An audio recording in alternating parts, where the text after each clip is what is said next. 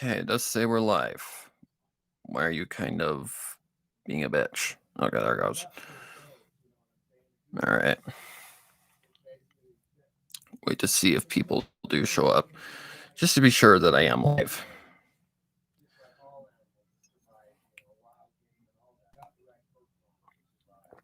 Not a sponsor, by the way. Okay, we got 2 viewers. Okay, so we are live. Okay, good. Because I've done live streams before and it said no. So I just want to make sure that I'm live. I need to trim you, but whatever. So, as the title says, I did have a USB like meltdown. The USB stick that I only use for my main drive on my computer. I don't know what caused this. Hello, Bees, Mellis. Hello, what the fuck, Void Howler Studios. Hello, Eddie Jimenez. Yay. Hello, Billy the Drug Lord. Man, some of these names, man. But basically, allow me to explain the title of this stream, because this is going to probably impact the sound of my narrations. Basically, the USB stick that I use is probably the main thing that is most important for me, because it's where I store all my files, sound effects, music, yada yada yada, stuff that I use, all of my apps that I use, including Audacity. So if I want to be blunt, basically like this. So the fact that you deleted Audacity, because of the fact that it deleted my settings that I had, which, if you don't know what the settings were, my EQ, my noise gate, stuff that I need in order to make my sound good. So my USB stick is fine. It just had a meltdown. I don't know why, but it did. So basically, Audacity was the one that I was most important. That is the most important app, because the only other apps that really deleted that were important were Discord. What was the other one? I'm trying to remember. My editor, which that's fine. It doesn't have any settings on it per se. But basically, the main important ones were Audacity, and that's it. But basically, on Audacity, unless you know what you're doing, you don't remember your settings. So I had to reconfigure my EQ, which, if you guys know what EQ is, it basically is what makes your voice, your natural sound on your microphone when you record it in. I always add a little EQ that I call normal narration tone to give my voice just a little bit of a boom, just a little bit of a boost. So it sounds more, poppy than, what it sounds like in the end product, like a natural voice. So I just add a little bit of a boost to it. But that's literally what happened. So please give me a break if in future readings the EQ doesn't sound the same as in, the most recent readings, because this was not my fault. I don't know what the hell happened to my USB stick. I don't know if it's on its period or something. I don't know. Sorry, no offense to females, but that's literally what it felt like. Like, I plugged my USB stick in because I had to take it out, and I see that it has over 14 gigs, which is a 16 gigabyte USB stick. If you're wondering, basically you don't want to lose these files, and I lost every single one. Now, the most important ones that I would have ranted like a mother trucker. If I would have lost these files, I would have been so mad. It's a good thing that my Halloween special is done and uploaded, because I lost every freaking file. Every single one, including the project files that I did. So basically, if I wouldn't have been done, I would have been starting back to square one, which would have been cleaning up the main files and re-recording the story. Oh, just the thought of that. Just the thought of that. Well, actually, I wouldn't have to. You see, I'm pretty smart. I like to back them up. So I have like a media file where I upload them so they do not get touched. So I think I have them currently on my media file just as a backup, because you never know, crap like this can happen. So if my EQ doesn't sound correct in the next few readings, just give me a break. I mean, I did my best to fix it to what it may have been. I just basically up my bass a little bit, and the high and low I just bring up a little bit, but not too much to where I'm gonna get plosives like crazy. Like, that's literally it. But I'm so flipping happy that the Halloween special is done, uploaded, and I will schedule it as soon as the one that's airing. Oh crap! I need to change my calendar. Is it Saturday? I mean to press the mic for you guys right now, but let's see. Yep. Not this Saturday, but next Saturday. Technically, Saturday's over, so yeah, this Saturday, 5 days from now. That's when the first Month of Macabre story will be going up. So if you want to catch that, make sure to set your reminders. The theme for this year is who can you really trust? So basically, that's the theme this year. But funny story about that is the fact that the first story, Psychosis, was not even planned for October. The one who asked for it to be released in October was the author themselves. And at that time, I didn't even know the Halloween project this year, it's huge, was even going to be done in time. So I'm like, okay, yeah, I'll save it for October so I have something, something like that. I just wanted to have something. Because Month of Macabre is like a tradition around here. I mean, what's my channel based around? Horror, right? But I also do want to talk about some certain things that I've really been, if you guys have seen Webcake's Twitter lately, I'm kind of in the same boat. I'm not saying I'm going to leave the pony fandom. I'm not going to leave the pony fandom. I'm just going to be like, how do I explain this in a way that it's not going to sound like I am leaving the pony fandom? I'm not going to leave the pony fandom, guys. Just know that. Keep that in your head. I'm just so burned out on pony that I don't feel like I can go anywhere else without people saying, like, without doing something that's non-pony, that people are going to say, oh my god, you love the pony fandom, because that's what a lot of people think. If you try to do something else, people will chastise you for it. That's basically what happened to Webcake. Webcake left the Brony fandom because she felt trapped. Like, that's the best way to put it. She was trapped. She felt like she couldn't go anywhere else because people were saying that she was a traitor for leaving the pony fandom. Okay. Let me explain where the majority of that is incorrect, because look at the main VAs of MLP. Tara Strong, Tabitha St. Germain, Kathy Westlock, Andrea Libman, and I feel like I'm missing one, Ashley Ball. Have they only stuck to pony? No, they've done multiple things. So what's the difference with Webcake leaving the fandom? There isn't. She just wants to expand her horizons, and she found how do you say this word? Danganronpa? I think that's how you pronounce it.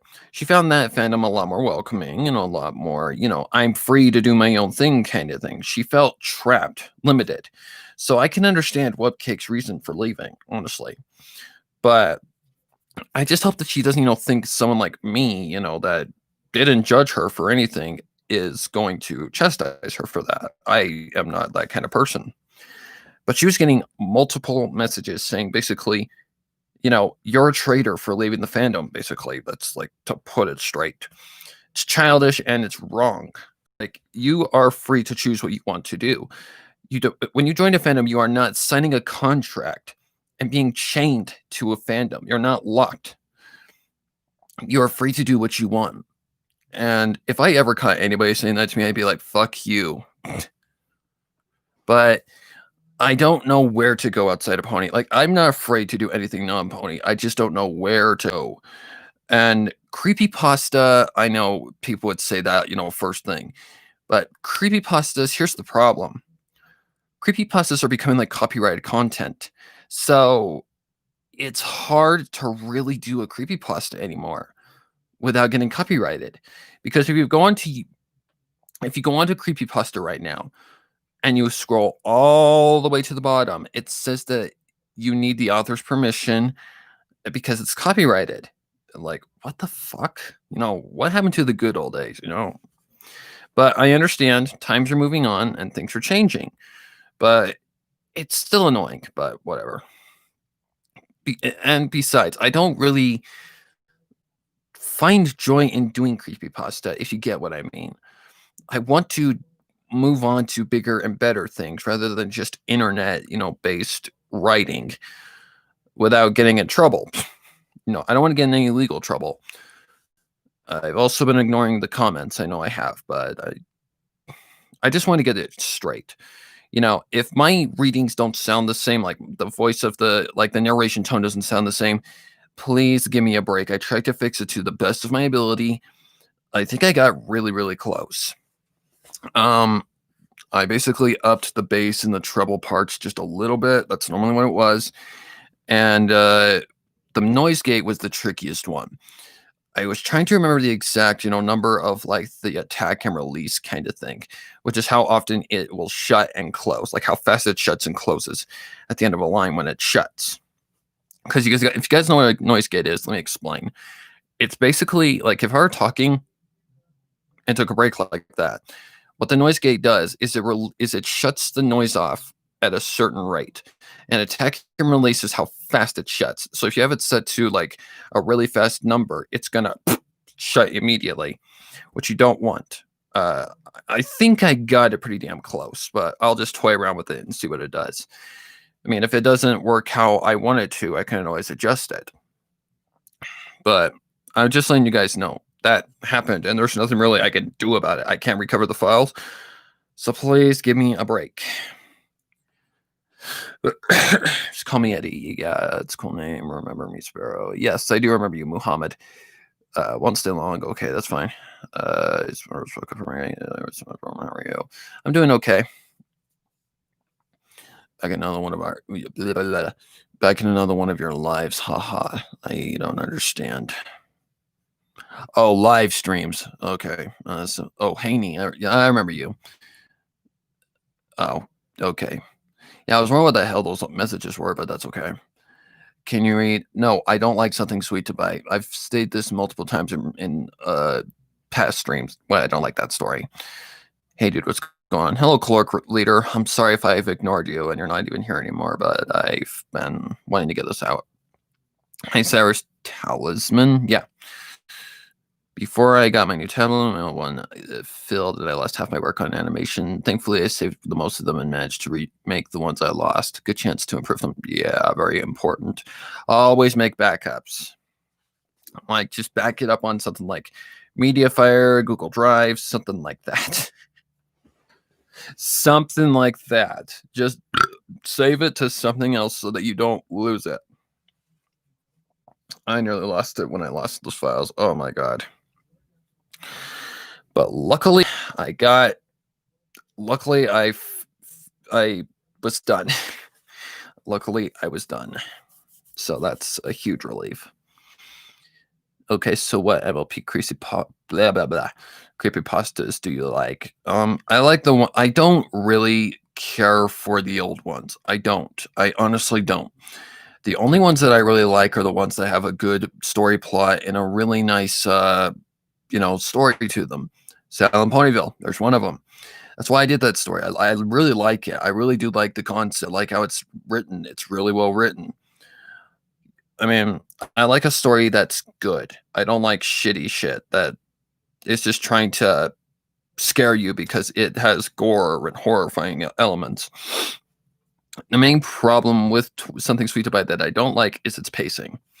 The pacing is all over the place and it does not stay consistent. It is all over the place and it just confused the crap out of me. Like, I remember I was doing a reaction series to it and it was just, ugh. Yeah. It was all over the place, and I don't like that unless it states like 2 weeks later or something like that to give me an implication. Where the hell are we in the timeline? Seriously, author, it's not hard to write 2 weeks later. It's not that tough. SpongeBob can do it. You can do it. I've done it multiple times. Okay. Gotta go now. That's fine. Get your homework done. I've played any of the Five Nights at Freddy's games or Bendy games. I've played Five Nights at Freddy 1. God, which one's 4? 1 and 4. I've played those ones. Again, Five Nights at Freddy's is just not a horror game to me. It gets you a few times, but like twice at the most.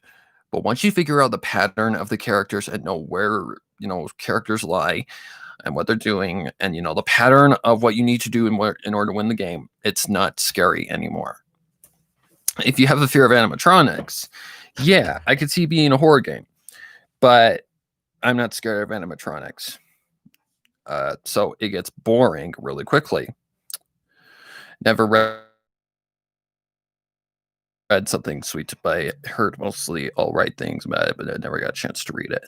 It's on the person. I don't like it because it's just too forceful on the horror aspect. It's really, really gory. And I really don't like gore fix.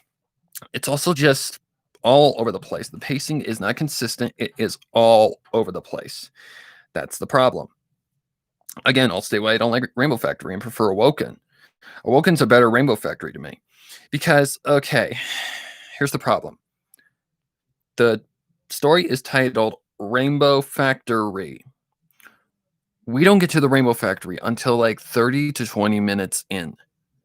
Instead, we're wasting time on bullshit crap that we don't even need in order to get what's going on. Pointless exposition that doesn't matter. Like, if you're going to want to get to the Rainbow Factory, do it quickly. What should have happened is we should have had the test. And, we have the characters set. Okay, the main victims. Cool.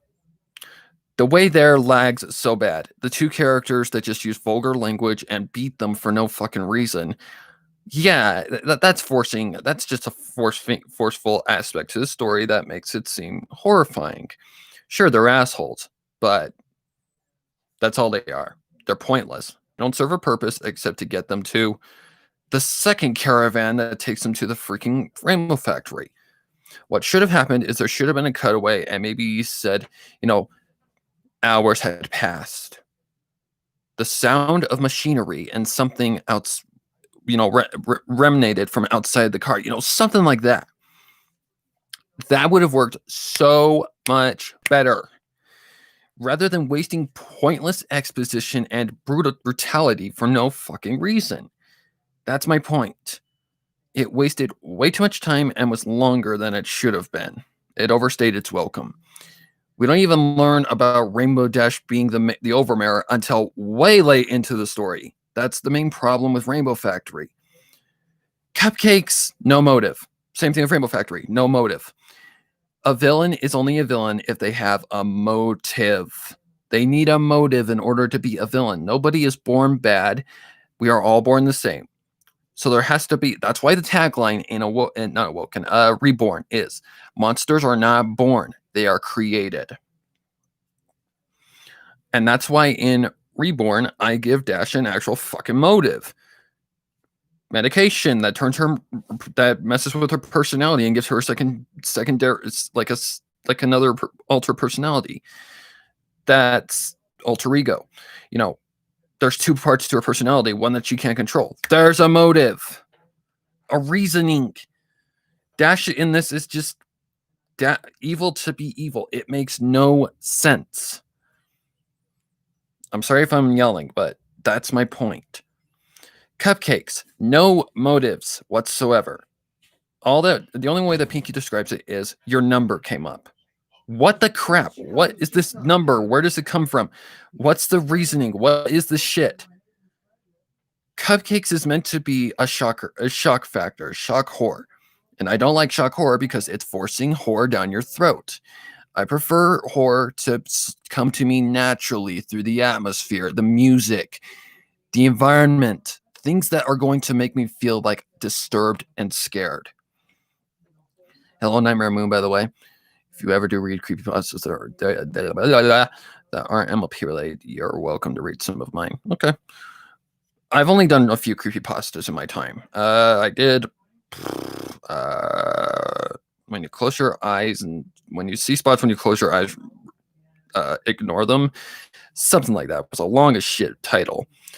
Then I did that one for like the isolation kind of thing. I don't know. Don't.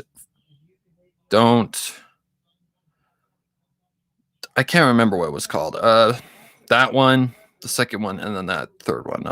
Yeah, I don't even remember the names. They were good ones though. I really liked it. I'd like her people to cupcakes to explain everything and what caused Pinky to act and do the things she did. Yeah, there's no explanation. There's no motives except pointless insanity. It makes no sense. A villain has to have motive in order to be a villain because nobody is born bad. They are made bad throughout their time in life. That's the point. Even in FNAF, if you go into the lore, it says that the motive of these characters is because they look at the security guard as not a character like them. So they need to put the mask on in order for him to appear as an animatronic. So there you go. There's a motive. They don't know any different. They're just animatronics that don't really think straight. They think that the security guard is, not one of them. So they put the mask on him. It kills him in the process. So they really don't know what they're doing. There's a motive. But lack of motive isn't bad to me, as I like cheese. I love a cheesy little. Hello, Philippe, by the way. Lack of motive is one of the most important things. It's one of the most important factors that plays into making a villain good or bad. That's why Cozy Glow was kind of like the black sheep for a while. Because, okay, we all knew she was bad. We all knew there was something about her character that did not add up. But we couldn't figure out what her intentions were. Which, okay, if we're going by season 8, she was power hungry and just wanted to rule and destroy the world for no reason. Season 9, kind of the same thing, only she was more of a dictator and more of a overlord kind of thing. I don't know. Again, she's kind of a on and off kind of character. Tyrek, motive, destroy the world, take all the magic because I can. Chrysalis, she wanted revenge against Starlight Glimmer because she was basically dethroned. So she has revenge as a motive. Let's see. But as a queen, she just wants power. There you go. Motive.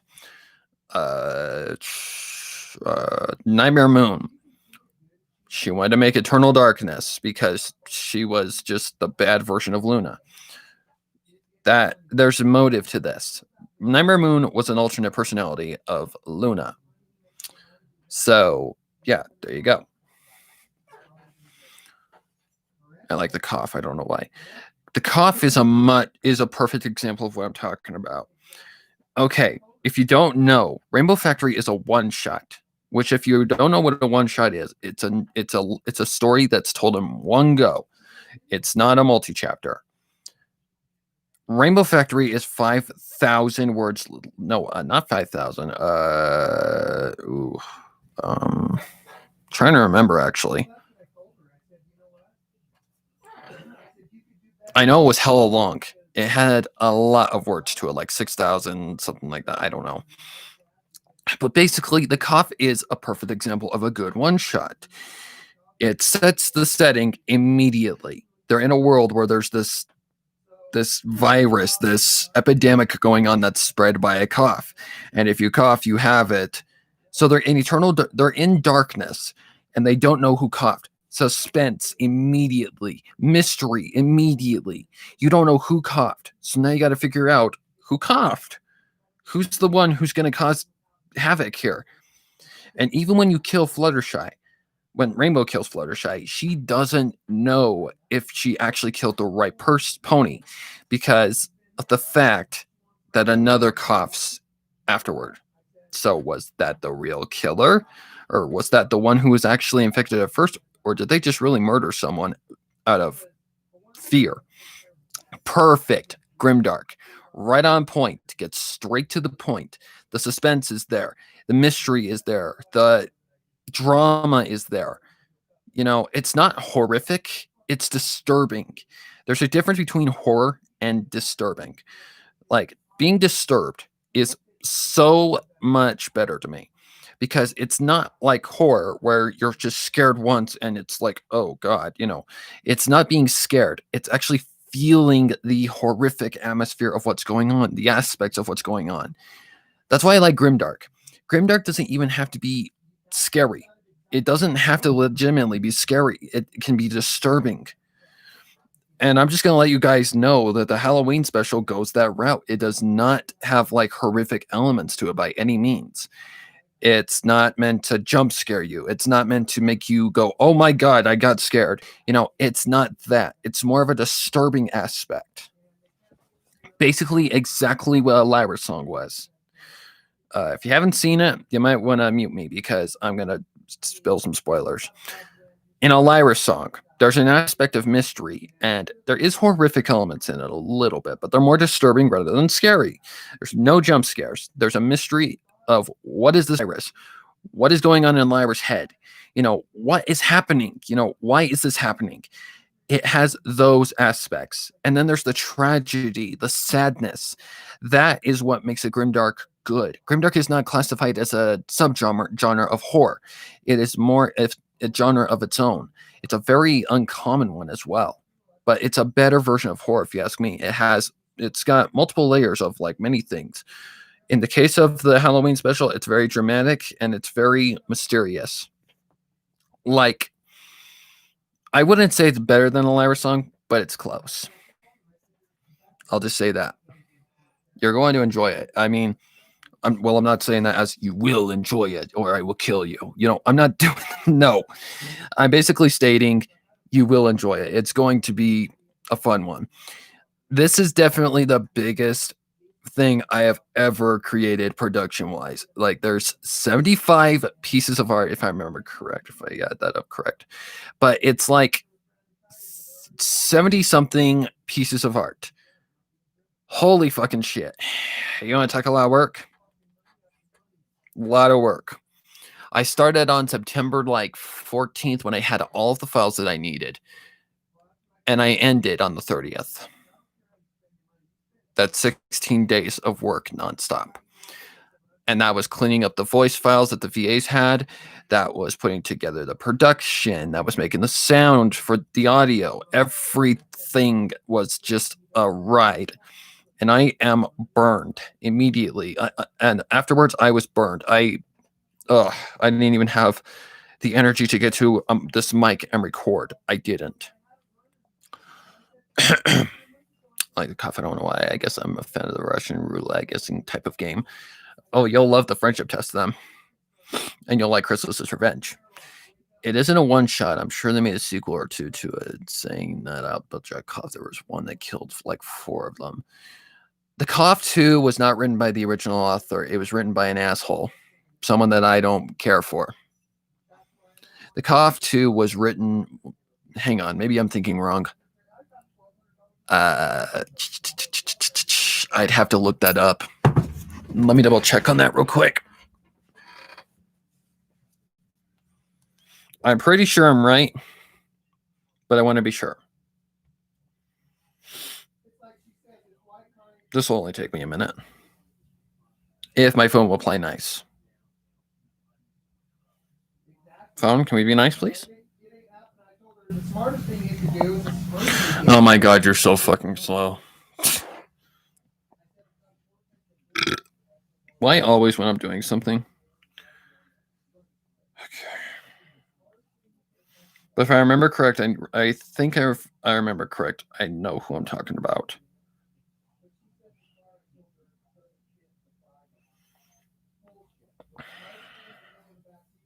Phone, please, faster. Man, YouTube is just slow. Not on the PC anymore. It's actually fast again. An itch. The Cough 2 MLP. Okay, so I wasn't wrong. Oh, wait, hang on.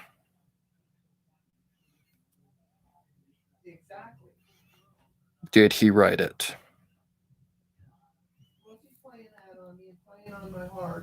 Maybe. God, this fucking phone. I'm so ready to freaking update you because I'm getting sick and tired of your shit. Let me double check on just who did write it. Because if it's who I'm thinking it is. Rainbows. Shut up. Like literally, shut up. Shut up.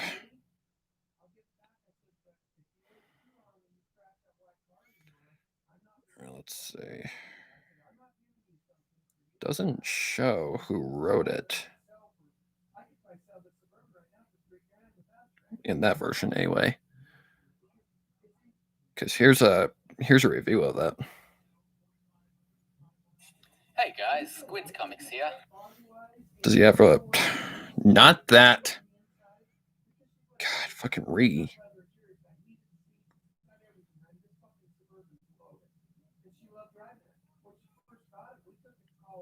Hang on. I'm gonna have to go to Chrome for this. I want to make sure I'm getting the right author. I don't want to diss the author if they didn't do anything. Da, da, da, da, da, da.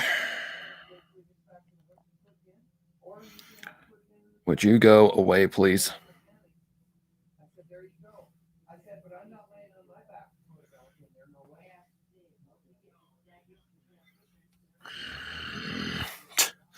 Me and electronics, we don't get along. Okay, I don't use this version of a fanfiction ever, so the cough 2.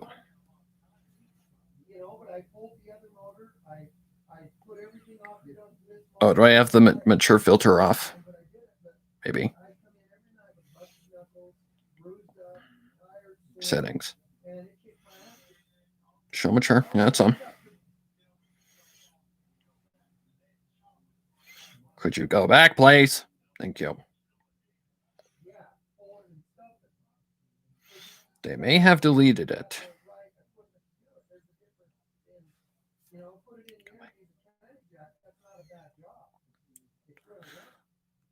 Let me just look at this review real quick. I'm sure I can find the author's name.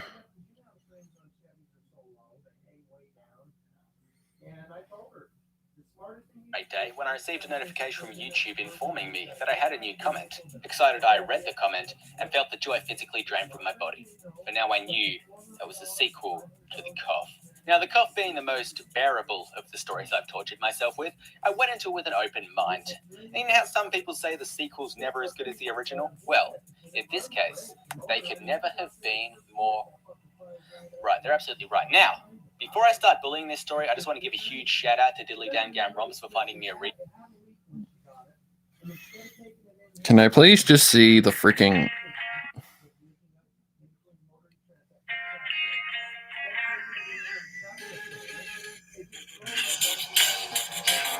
Skip the ad, please. Rainbow snapped. I don't want to hear your voice.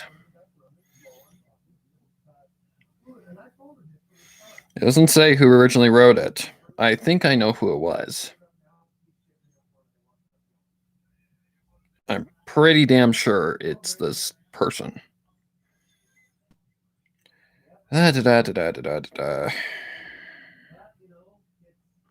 story link.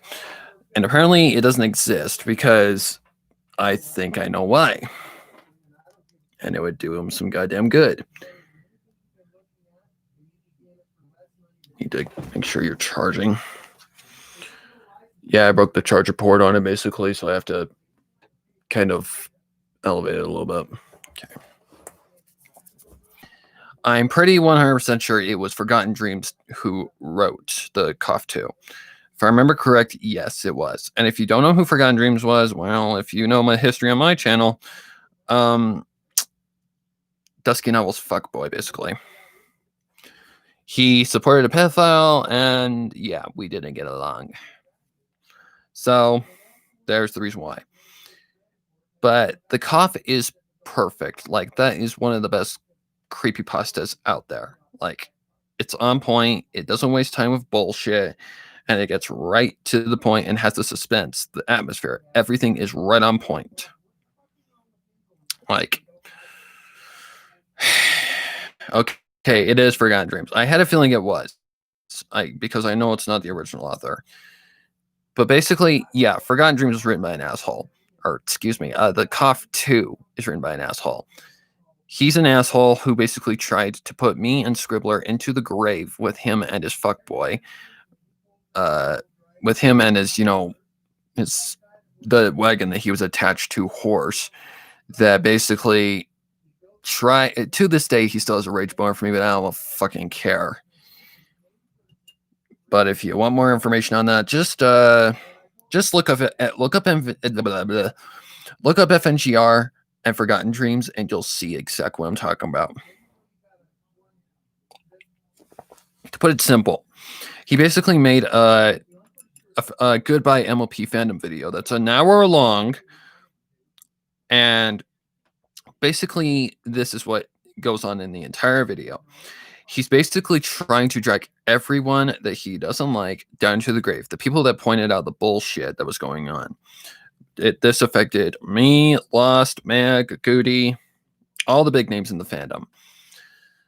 Even Scribbler was even in it.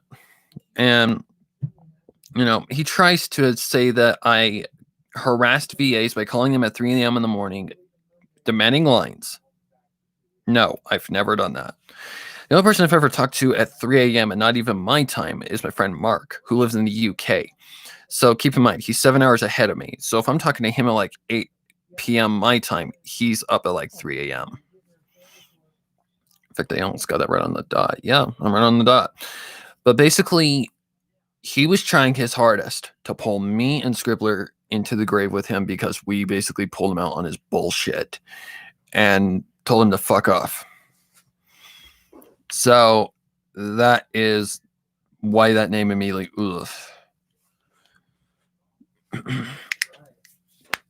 If you don't know what a pedophile is, well, it's basically someone who's willing to fuck a child. There you go. An adult that's willing to fuck a child, technically. Or willing to persist in any sort of, sexual activity with a minor.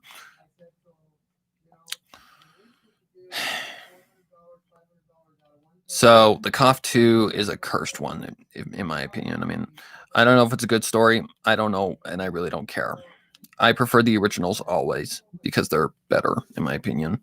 Well, in the case of like my series of like what's it called 28 Pranks Later, the second one was way better than the first one because of the narration tone, the effects, the sound, everything sounds so much better. Can't believe I still got 50 freaking watchers on that premiere last year. Whew. I consider the Dark Reindeers, the Cough series, to be canon to the original Cough. Also, I saved the entire series except one, so you can watch the series now. I'm making an animation series. Do you have tips? I'm not an animator, so I don't have tips for you. I'm sorry. I tried animation back in the day, and nope, it's not my thing. I don't have the patience for it. It's not my thing. Now, I kind of did animation for the Halloween special coming out this year, but it was more keyframing the camera to a certain area of the picture and moving it around so that it would be consistent. That's more what I'm talking about. Keyframing is part of animation, but this isn't animation by any means. More manipulating so that it can zoom in and zoom out. Judge, you're fine. You don't have to consider yourself late to a stream. I mean, I'm just talking to you guys. Also, for anybody who's late, yeah, basically the name of the stream is liable because my USB stick just decided to have a meltdown yesterday. Basically, every single file that I had on it, gone. And it's a good thing that I have a Halloween the Halloween special all set up, because otherwise things could have gone really bad. Because I lost every project file, every art piece, every voice file, everything. I would have had to start from square one again. That would have sucked.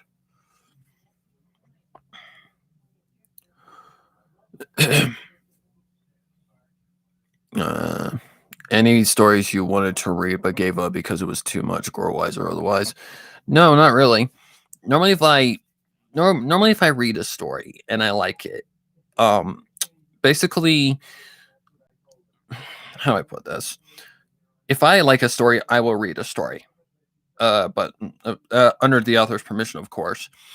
If I like a story, I will read it. If the author gives me the permission to read it, I will read it. Because if I like a story, I like a story. I've never really come across one that I liked and didn't, give up on. I don't try to give up on anything. There's just sometimes projects that I can't complete just because of, time, life, crap like that. What's your opinion on Rocket to Insanity? Rocket to Insanity is bullcrap. I don't like it. The pacing, horrible. The grammar, horrible. Rushed as fuck. And just terrible. Again, Rocket to Insanity only got big because it's based off of it's selling itself off of something that was popular at the time, Cupcakes. Which Cupcakes is not badly written. It has a few little grammar errors, but it's not that bad. It's just a little, exactly what I said. It's shock horror, and I don't like shock horror. Rocket to Insanity is terrible because of the fact that basically it's trying too hard with the shock horror aspect. Not to mention every character is out of character. Rainbow Dash, instead of getting help from her friends are basically saying, fuck off, Rainbow Dash, deal with it. That's not the main six. I understand it can be part of an alternate universe, but the characters have to be in character. They can't just be turned into these assholes. It's like a lot of people give me flack for how Applejack was portrayed in 28 Pranks Later, The Aftermath. It's not uncommon for Applejack to act like a asshole. She can act like an asshole when she wants to, especially considering under the conditions of what Rainbow was doing. She was put on community service because she screwed up. So Applejack is not uncommon to say to Rainbow, hey, you're trying to make an excuse to get out of, doing work. So get your ass back to it and don't complain. So in that way, Applejack is not out of character. Again, people also give me flack because Twilight kills Applejack and she kills Fluttershy. There's a difference. She kills them out of mercy. That is actually something a friend would do in order to help them. Rather than letting them suffer, they're going to actually help them by putting them out of their misery. That's the better option rather than just letting them suffer horribly. Because keep in mind, the virus was explained a lot better in Twilight's transmissions, like the effects of it. Basically, this virus infects you and eats your insides completely to nothing but mush. The only reason it wasn't effective on it was effective on Twilight for as much as it was because Twilight's an alicorn, so she has immortality. But even alicorns can be killed by this, so it lasted longer, which makes more sense. That's why on every comment where people say, why didn't Twilight go to Celestia? Because she would have spread the virus. I'm sorry, but those comments bug the shit out of me because it's not... If Twilight would have went to Celestia, she would have infected her. It's spread by a cough, by air. If she would have went to Celestia, she would have died. She's keeping Equestria safe by staying away from the one who could potentially find a cure to the virus. I never understood the hate of killing AJ and Flutters. I guess it's because they like The Walking Dead and that has mercy killing. Well, there's a difference between killing someone out of just cold blood or just killing them out of mercy. Out of mercy, you're putting them out of their misery. You're saving them from a gruesome, horrifying pain that's just going to continue. By putting them out of their mercy, you're saving them, helping them. I mean, sure, it's horrible, but what do you expect? I know. Trust me, I've played the Walking Dead games. I was freaking bawling when I had to kill freaking Lee because I chose to kill him. I didn't want him to turn to a walker. I mean, yes, it's horrifying, but that's the point of grimdark. Again, back to the subject of disturbing and horror. Like being scared and being disturbed are two different things. Being disturbed is constantly being horrified and uncomfortable. That's what grimdark is supposed to do to you. It's not meant to be like, like a sudden like jump scare, and then you're like, oh, okay, it's back to this bullshit. It's not that. Grimdark is meant to be disturbing and constantly has you on the edge of your seat. What's the worst famous MLP creepypasta I've seen? Definitely Sweet Apple Massacre. That was horrible. I made it to like page 5 on a Wattpad copy of it, and nope. I'm done. Excuse me. There was another one that I came across. I was going to originally read it, but then I looked at it again. I'm like, oh, this is badly written. I can't remember what it's called. Snuff, I believe is what it was called. Something like that. Not the Slipknot song. It was called Snuff. It didn't make sense at all. Like it legitimately did not make sense. Because I'm trying to remember. I can't remember exactly what it's about. Scootaloo gets out of like, I don't know, some sort of mental facility and wants to go kill Rainbow Dash. Like I said, a majority of it makes sense. See Avoid Howler Studios. Excuse me. Sweet Apple Massacre was overly killed. Like the very first like grimdark. Well, it wasn't even technically grimdark. It was more shock horror than anything else. It was just fucked up, like legitimately fucked up. Not even grimdark. It was more of an atrocity than anything else.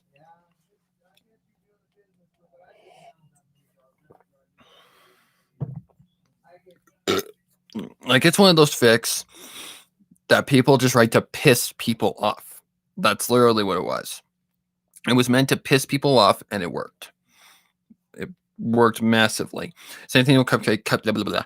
Same thing with Cupcakes HD. It was meant to piss people off. It was a troll animation. That's what it was. It's a troll animation meant to piss you off and horrify you. It worked. Now, in the case of something that I reacted to, like, butterflies, that still makes no sense, but whatever, at the time it did, because people were into shock horror. Again, watching it now and hearing that sound effect, it's not as impactful as it was, like, how long ago was that? 4 years ago? Something like that. I'm not as horrified by it. Now, in something like in the cases of something like I don't know, like Lost's reading, like redux of Silent Ponyville 2. Every time I listen to that, I am going to be horrified because Lost is really, really good at what she does. Like I re-listened to not cupcakes, butterflies, and while the sound effect isn't pleasant to the ear, it wasn't as bad. I just didn't see it coming the first time, and that's why it horrified me as much as it did. Other than that, no, it's not even facing me now, because if you guys don't know, almost every freaking grimdark, I'm listening to something nasty, like flesh peeling or, bones breaking, things like that, especially after Silent Ponyville. Silent Ponyville had a lot of that. Yeah, especially the beginning, like dream sequence that Twilight goes into, and you see like the nightmare she's been having. Oh man, were those freaking sound mixes really tough to come up with? Mainly the one for the monster of like the monster that represents Pinkie Pie, like the dragon Pinkie Pie, I guess you could call it. the sound for the crunching of the bones and like, you know, the blood dripping, it was hard to get that right on point. I can't remember all the sound effects they actually used. Well, the main sound effect they used was a dragon sound effect like mix that I found on YouTube. Then there was bones cracking when it was crunching its teeth.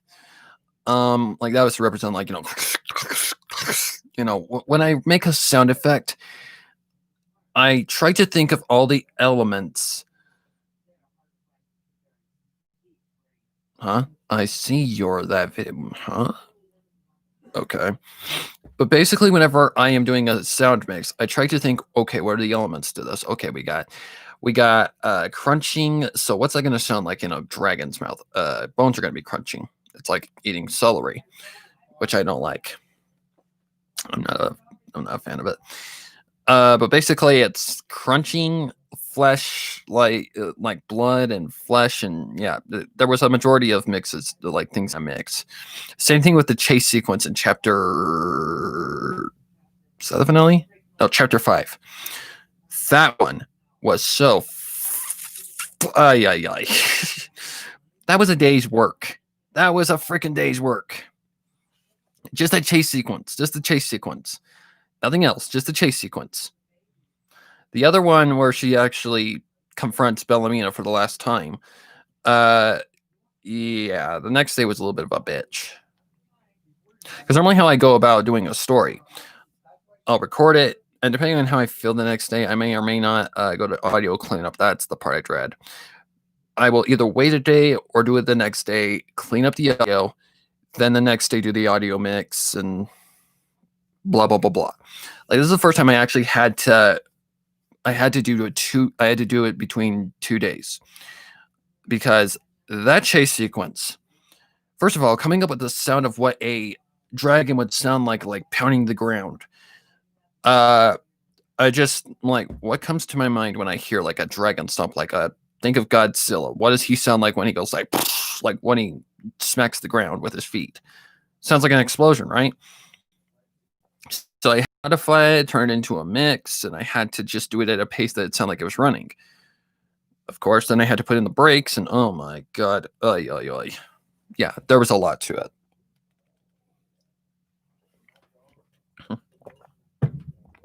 Oh, down the road too. I just don't want to cough right into the mic. Sorry, I got to go. Just wanted to say that your videos are good and you are underrated. Thank you very much. That really does help. I'm trying to get up there, but YouTube is YouTube.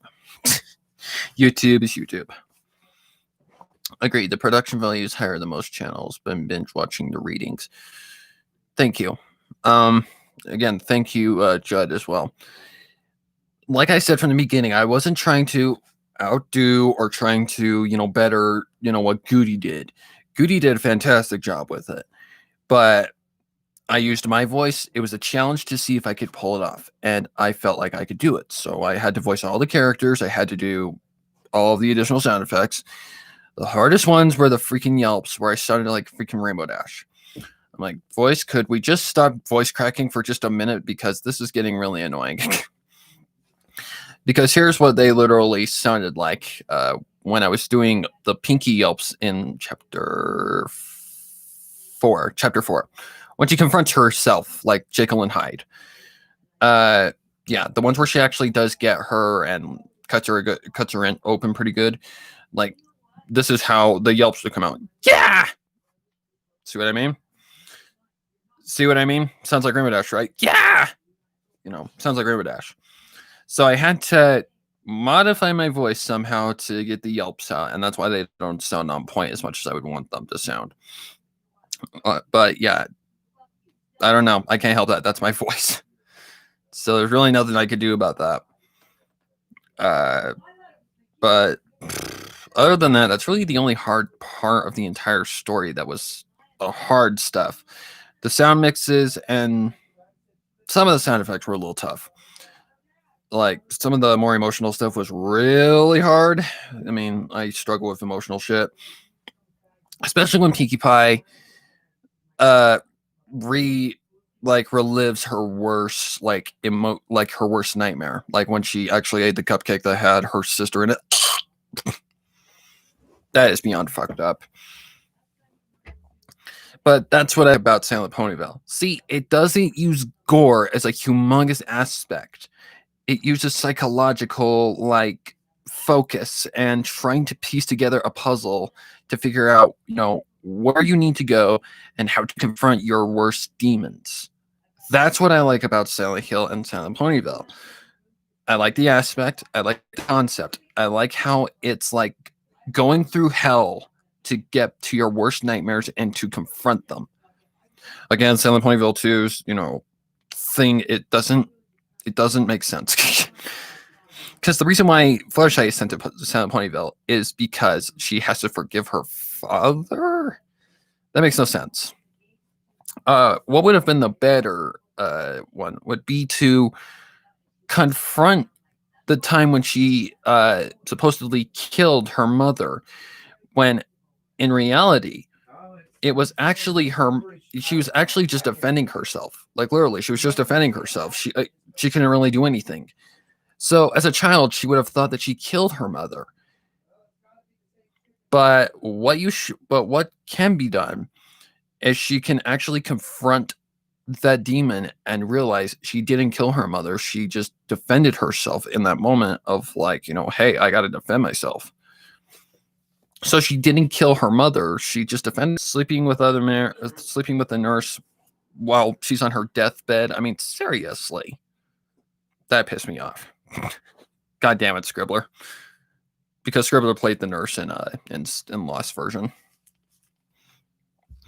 But yeah, Silent Ponyville is a mystery, but it's also a puzzle.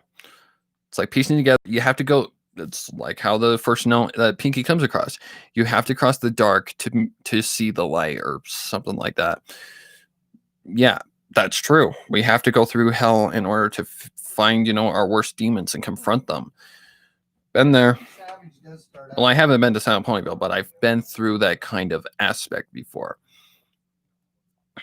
I apologize. My hair looks like a mess and it needs to be cut again. But basically, I did my best, and I think I did a damn good job. That freaking, that chase sequence was just a nightmare. Because,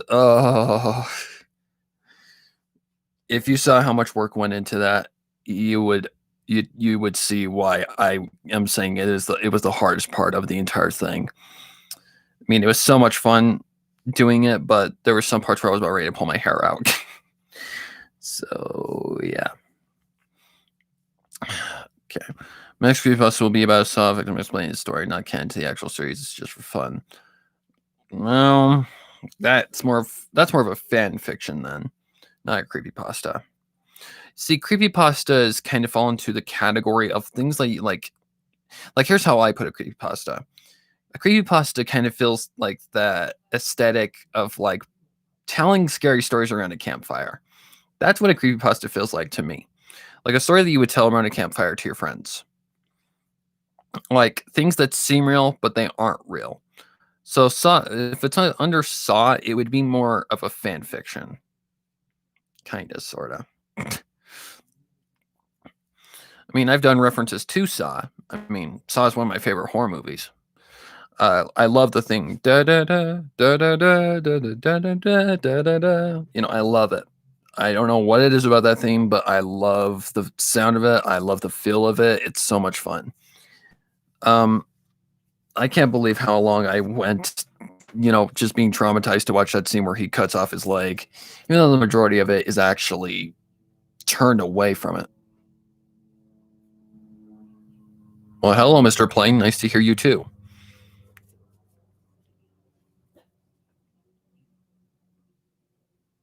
Must be a fire nearby or something. Damn it, I mean, the canon Iron Man unrelated to the series, but takes place in the same universe. Again, that would be more of a fan fiction. Again, if it's related to the movies, it's blah, blah, blah, blah. It's a fan fiction. Chrysalis' Revenge and well, Chrysalis Revenge 1 and 2, they were both related to Saw. The first one was more related, inspired off of Mag's The Friendship Test, but not an exact copy. And again, is Saw 1 really a horror movie? Not exactly. I mean, yeah, it has its moments where it kind of scares you, I guess you could say, but I consider it more suspense and crime drama, kind of, sort of. It's got its horrifying moments, but it's more disturbing than it is scary. There's that one jump scare where when Adam is going around his apartment and he's trying to figure out who the hell's in there, and he's using the camera that has the flash on it as his light because the lights are off and his electricity is out. So when you see the pig mask, yeah, that scares you a little bit. But other than that, there's really no other horror aspects to it except for the nasty gore.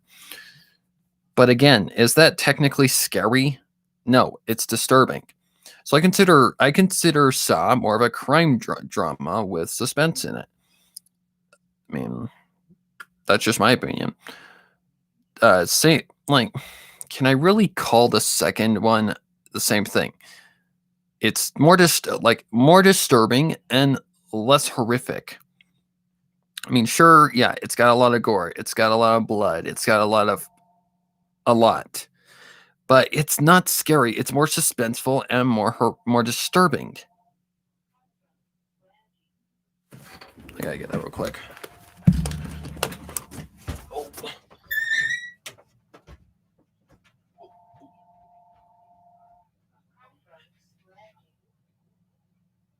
Hello.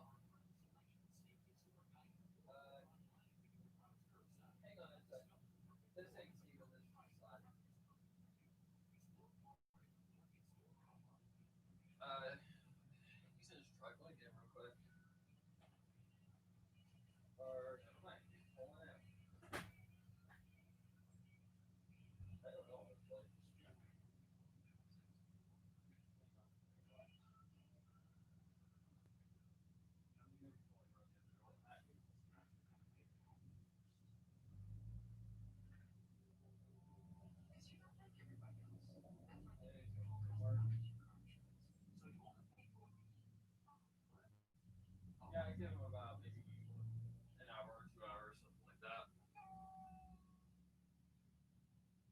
All right, thank you, Randy.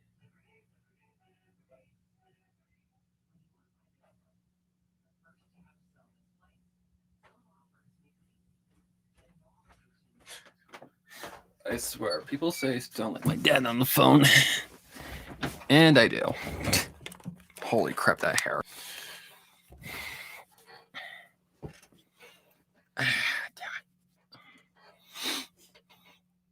Takes place between Saw 2 and 3. Again, though, it is in the same universe as Saw, so it's just in an alternate universe of Saw, but it's Saw related, so it would be more fan fiction rather than a creepypasta. Creepypasta is more an original source.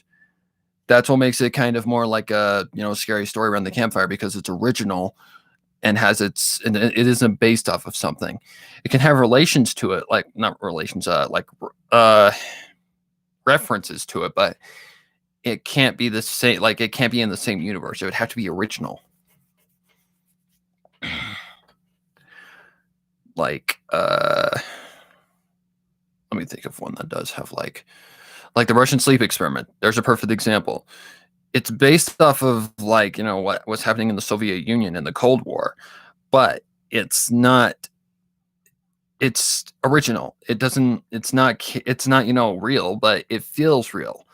Like, this actually does feel like something that the Soviet Union would have done back in those days. Slender, it's perfectly, it's all original. It's an idea that came out of somebody's head. Or the more recent creepypasta thing that's going on, what's it called? Siren Head.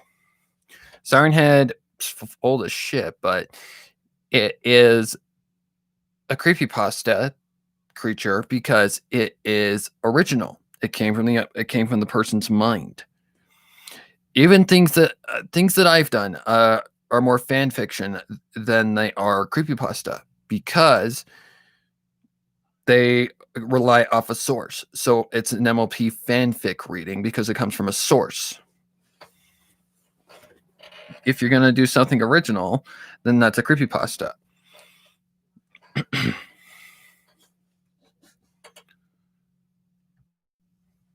People say Siren Head and Slender aren't. Yes, they are. They're original. Slender originated from a picture. Slender originated from a picture that somebody photoshopped to look like there's this tall, slender figure in the background. Then somebody turned it into a story. Then the games came along. I believe that's how the order goes. Again, Slender was kind of overly done, like Cupcakes was in our fandom. By far, completely and utterly overly done. So here's how a creepypasta. So differences between creepypasta and fanfiction.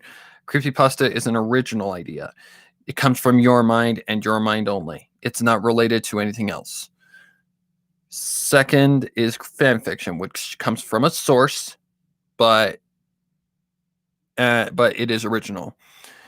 It relies off of it's referred to a source that it comes from, and it's related to it. If it's not original, it's not a creepypasta. Ay caramba. Like a game that's very similar to Saw is, let me think about that for a minute. Like Would You Rather. Would You Rather, perfect example. Would You Rather has aspects of Saw in it, but it's not the same. It's actually different. Instead of being trapped in like these like medieval era style freaking torture traps, you're put into a position where you have to either do something to somebody else or you have to do it to yourself in order to survive. And they get more and more terrifying as they go along. And the price is like, $1 million or something like that. But it's different. See what I mean? Even in my case of the friendship test, I didn't copy it. I just took aspects from it that felt like it was the friendship test. So what I did to make mine different was the choices were completely unanimous. Well, not unanimous, but they weren't known.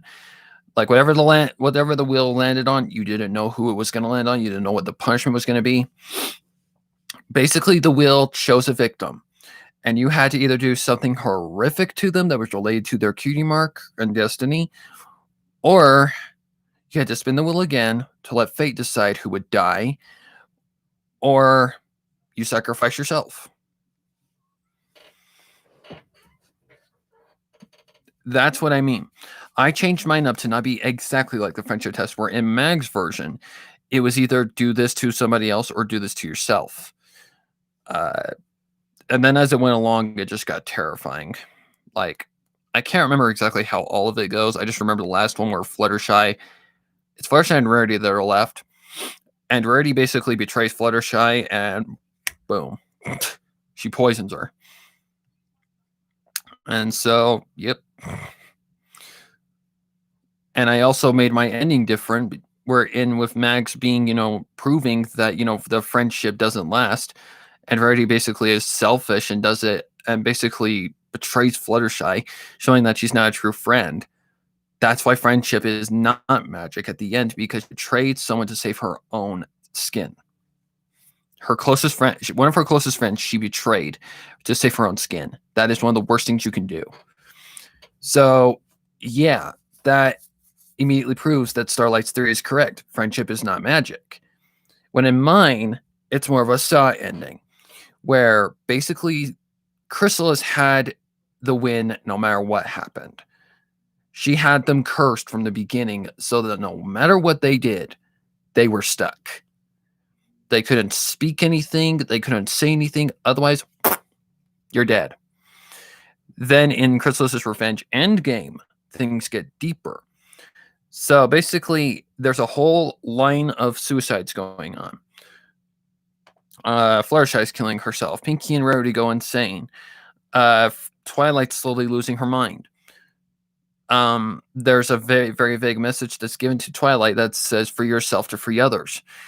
And Twilight's too enraged with anger and goes to Chrysalis to basically look for the answers that she's looking for, because she figures out that some things aren't adding up. And then we figure out that there's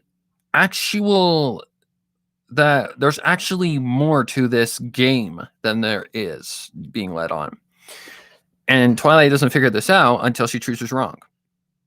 Basically, in the end, Twilight is given two options: life or death. Well, she was originally going to kill herself after she was done, so yep. Either that or live and let Chrysalis die. Well, Twilight chooses life, which goes against. It froze for a minute. Which goes against everything that Twilight was going to do afterwards. She came there to figure out the answers and then was going to kill herself.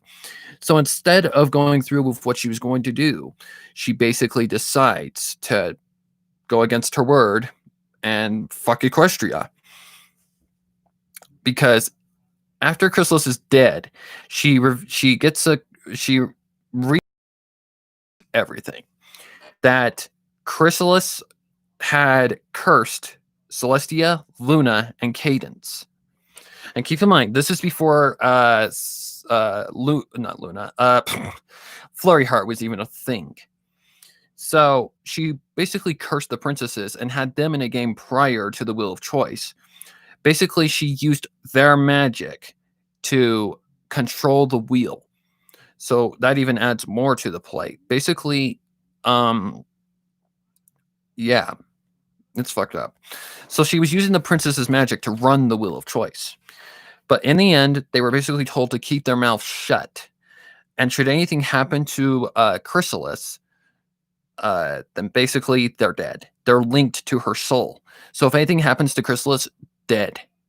That's also a reference to Saw 3, when basically John Kramer's lifeline is basically linked to the lady with a shotgun collar. So basically the link is broken and it kills Celestia, Luna, and Cadence. And since Twilight has lost her key mark, she doesn't have the power anymore, and she doesn't even have the power to raise the sun and the moon. So there you go. So no sun, no moon, game over. And that's it. And basically Twilight has fucked Equestria over, and Equestria will slowly die, and she completed Chrysalis's work without even trying. Like, yeah, Chrysalis kills herself, but she basically succeeds in doing it. Like, yeah, that's pretty grim, but she was gonna do anything to win the game. And basically throughout the entire story, Chrysalis is forcing Twilight to make the life choice, because she's taunting her. She's basically telling her, she's just egging Twilight on to basically, if she kills herself, basically she wins. So Twilight's led to that, and yep. I mean, she's given freedom, but what can you say? In doing that, she killed the princesses, the only ones who were capable of keeping Equestria alive, and boom, game over, as John Kramer would say, or Jigsaw, technically. Yeah, a lot of people were giving me flack that Chrysalis isn't that smart. I'm like, it's fan fiction. It's an alternate universe. Do you not get what fan fiction is? But yeah, it's very, very grimdark. Like, Equestria is basically dying because Twilight chose wrong. And the ending was basically stating that all Twilight could do was scream because she knew that she fucked up majorly. And people argue that Discord could do it. No, he can't. He's got chaotic magic. He would turn the moon into cheese rather than raising and lowering it. There's limits to his magic, while with pony magic there isn't. And seeing Celestia, Cadence, and Luna are not around anymore, game over. To be honest, though, rarity is like the least useful aspect of friendship, in my opinion. Generosity isn't overly useful like honesty or kindness. Generosity actually is an aspect to friendship, because if you're generous, you get things in return. So, I don't know. Rarity's not my favorite character in Friendship is Magic, but she is in Pony Life. Gonna have to read your stories, bro. Go ahead. Crystal's one smart cooking. I like smarter Chrysalis, to be honest. I like in stories when a hero or villain is actually clever. Yeah, Chrysalis in Friendship is Magic universe. She's more what's the word? She's more too quick to jump.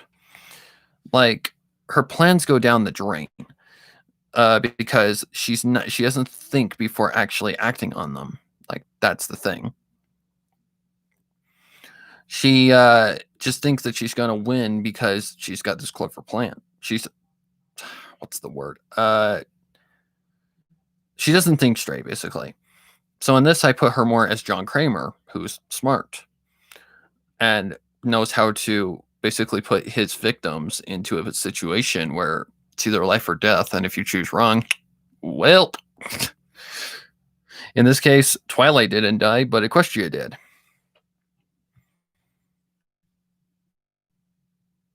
Ow.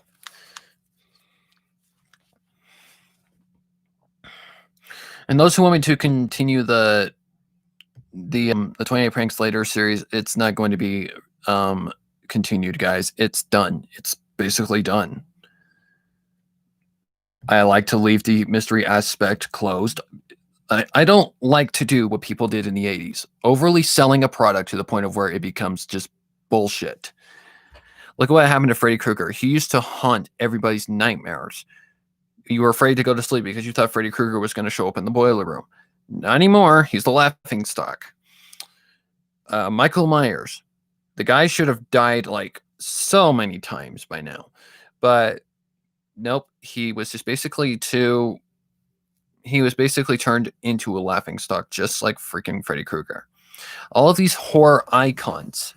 Whoa. Okay, I don't know what happened there, but okay. These horror icons were overly sold, and that's what makes them stupid anymore. And overly sold to the point of where it's like, oh my god, another one? So I don't want to continue this to the point of where it's going to be stupid anymore. I don't want to run out of ideas. I don't want to oversell something.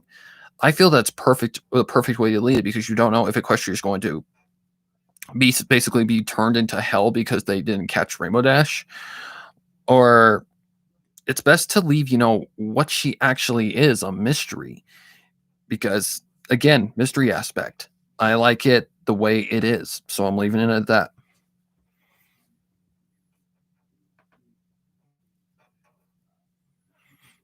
I wanted to look at Twilight use the time travel scroll and your Carol.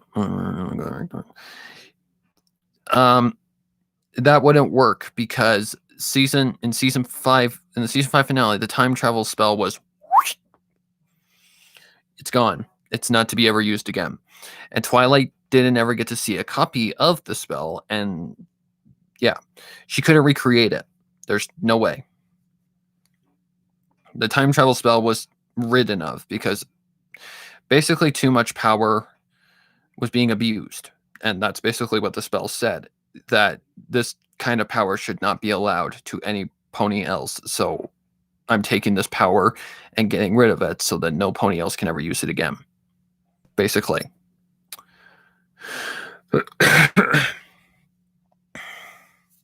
Or she too weak to like it? Well, if you remember correct, Twilight's key mark is revolved around magic, right? So her magical abilities with her key mark are extensive and unlimited. Without it, she's weak. She's like she was when she was a filly. Very weak, very unable to do magic correctly, like advanced magic. Even in the season 5 opener, when she loses her cutie mark, you see she can't do magic like she could with her cutie mark. There you go. Otherwise, she could have unlocked the door. So there you go.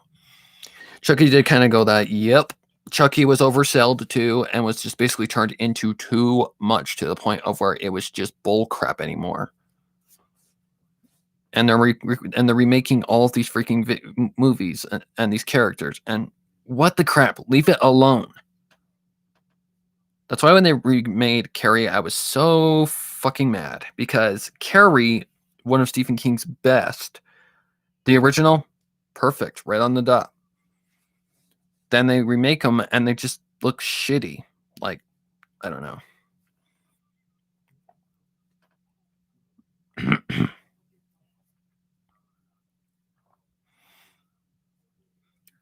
Yeah, the Chucky,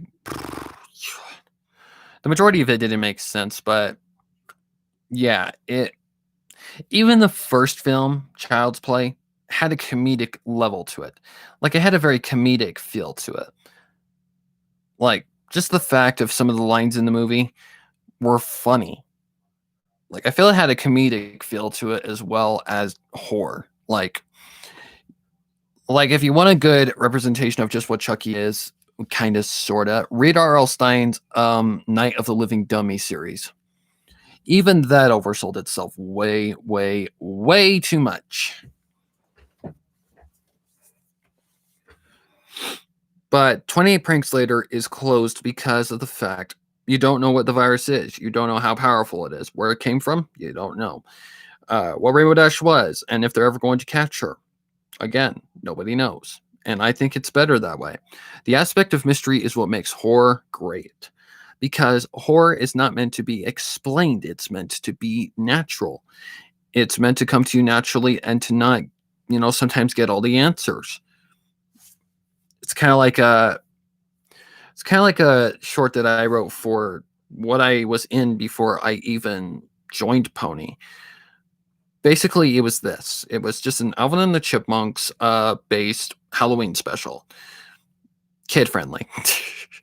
Basically, Alvin's being a little prick to his, family, and they decide to get some revenge on him by basically pulling him into a trap where, not a trap, but down an alleyway where he's basically tricked into believing that, a monster's coming after him. But there's a twist at the end where basically after the prank is over, basically it continues to go on, and you think that it's like that cliche, like, you think it's over, but it's not over. And then he drops his candy in the alleyway, and basically at the end, the monster's like, ha ha ha, works every time, like that. See, that's comedic horror. It's fun. It's not scary. It's supposed to be enjoyable. It reminds me a lot of that, but the mystery aspect is there. Like, who is the monster? Well, we don't know. We don't really care. Could have been another prankster that was looking to get free candy. I don't know. And I really don't care. Now, the one that I will finish up is probably the Survey series. I just don't really know on what direction I want to take it yet. I have a feeling of how I want the doctor to be removed, how I want him to go. But how I'm going to do this, I have no fucking clue. It's going to not be easy. I'm just going to say that. And right now, I don't even have the energy to make a reading, because that 16 days of just endless work was enough. It was too much. Too much. Like, the amount of work that went into that was just nuts and crazy. And even I didn't expect the Survey series to last this long, honestly. The Survey was just written out of boredom because I figured, it'll be fun. Why not? It was also heavily based off of Unfriended, which was actually the advertisements for it were out. Fucking sucked. Movie was horrible. But it was just a fun little concept that I wanted to do. Why not? I don't know. It was just a strange fic. Then I wrote the box and kind of connected it. And then came Creation. No, not then came Welcome to the Family, which explains a little more on, just how bad it is, which was heavily based off of Welcome to the Game. If you don't know what that is, just look up the game. It's basically a game where you have to get into the dark web, into a red room. Yay, I guess.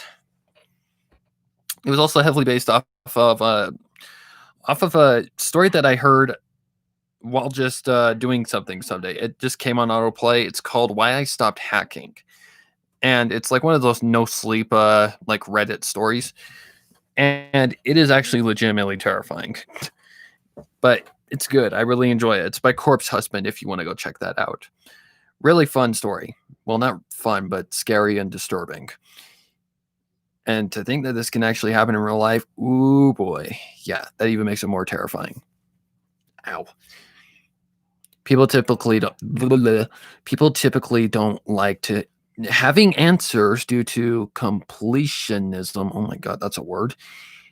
But I don't mind it. I can interpret it as whatever I want. Exactly. That's what I put, and that's what I put it as the end at the end of 28 Pranks Later Twilight's transmissions.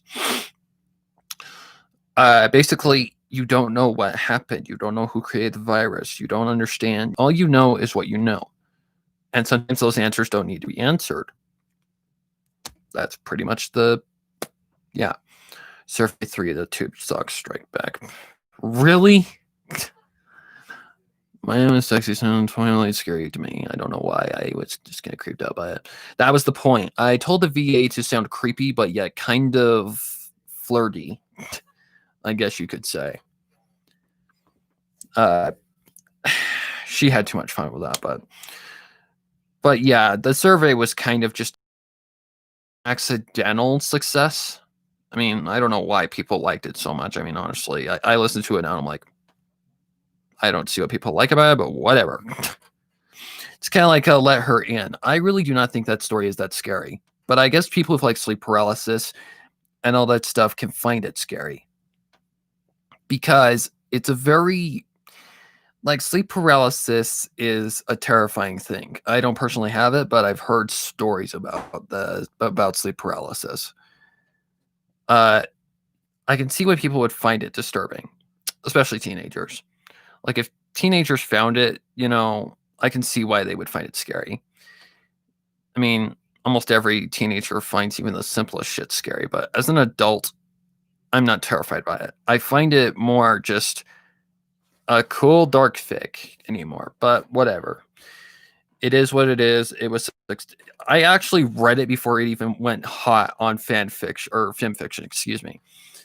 That's kind of funny. I just found it one day. I'm like, let's read it. Why not?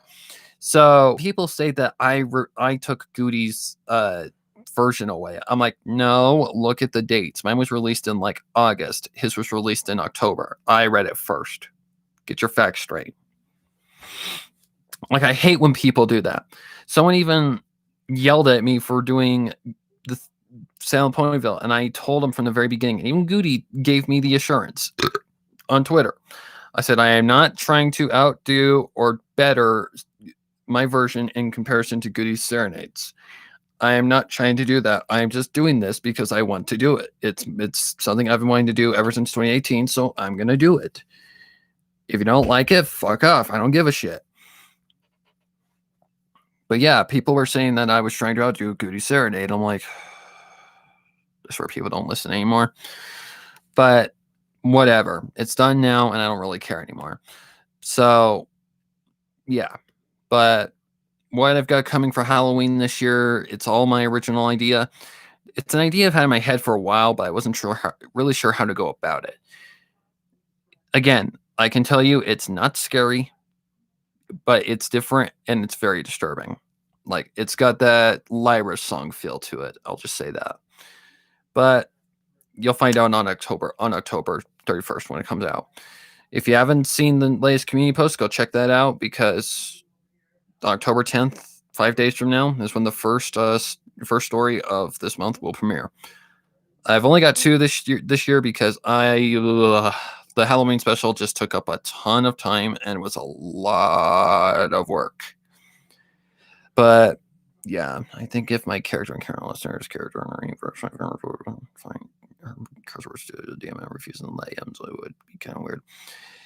Her cursed words wouldn't let her die or wouldn't kill you unless she said go and die, basically. Like, unless she said something like that. That's how the thing with curse word works. Only if she says like something like go and die or something like that will it kill you. it just curses you with whatever she says. So I don't know. But I'm going to call the stream here. I just want to explain that if my readings sound the same or don't sound the same in the future, like the EQ doesn't sound the same, that is not my fault. My USB stick decided to have an aneurysm, and I don't know what the hell happened, but I got it back to the best way that I possibly could, and yeah, that's basically how it's going to go. And if you don't like it, well, then I'm sorry, but I can't do anything to fix that. I got it as close as I could get it, and we'll see. But thank you guys for joining in, and I'll see you all later. Happy horrors until next time. And again, if you haven't seen that community post, go check it out. Set your reminders if you want to join in, and just look forward to some spooky stuff coming this Halloween. So thank you guys for watching, and I'll see you next time.